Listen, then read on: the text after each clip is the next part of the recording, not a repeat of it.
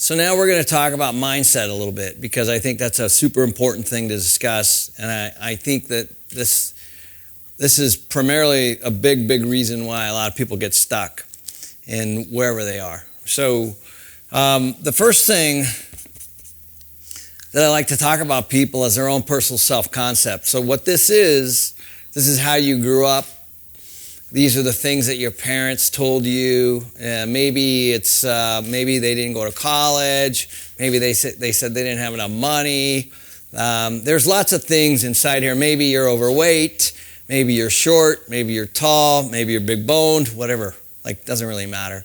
The point is that this self-concept is an important piece of mindset, because if you can't tackle this, then the rest of the stuff's not going to matter. So you have to process through things that I would call shocks, or whatever they are. So maybe you had a bad breakup with somebody, or maybe you lost somebody's money, or maybe somebody lost your money, or whatever it is. Maybe you grew up with people saying money was evil, or whatever. I mean, it just doesn't really matter. The point is that you just have to recognize that these self-concepts, everybody has them. Every single person has them. And so what happens here is that these self-concepts actually determine your mindset, if you think about it. So the next thing is mindset. And then I like to say it's your behavior. So whatever you're thinking determines your behavior and your mindset in every case. And so I think that if you can't get past the self-concept, you're not going to change your mindset. So for me, my parents, both of them, grew up very poor and never went to college. And so their self-concept was that they were uneducated and they didn't have any money, which was true.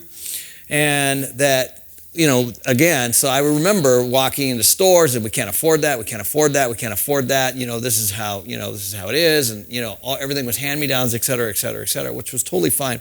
In hindsight, totally glad that I grew up that way. But the point is I had to change my own self-concept in order to change my mindset and my behavior. There's no other way to do this. You have to actually start here before you can do this. And if you can't, you're going to be in big trouble. You have to start here. And then the next piece from here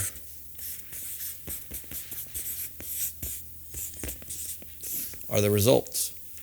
So that's it.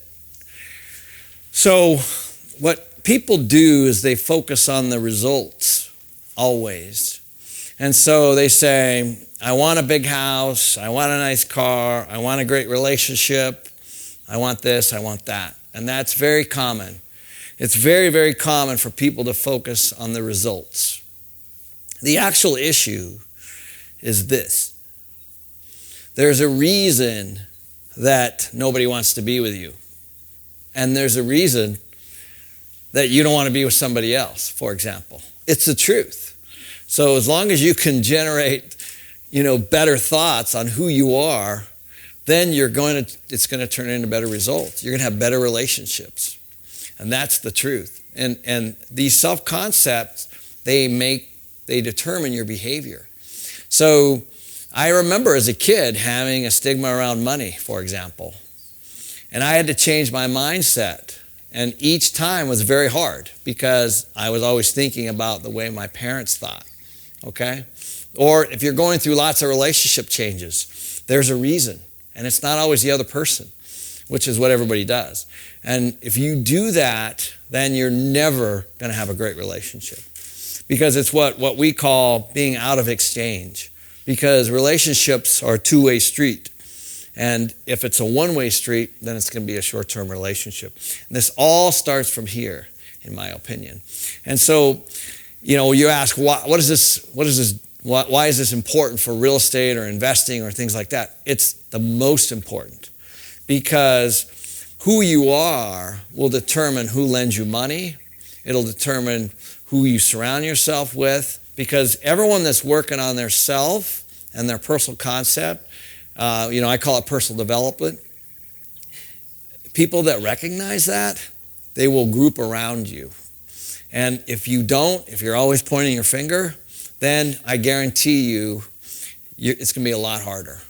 I'm not saying that you can't get rich doing this, but most of the time it's going to be luck, and it's not going to be through relationships. If you can build relationships, you'll get better results in your life, financially, personally, all the way around.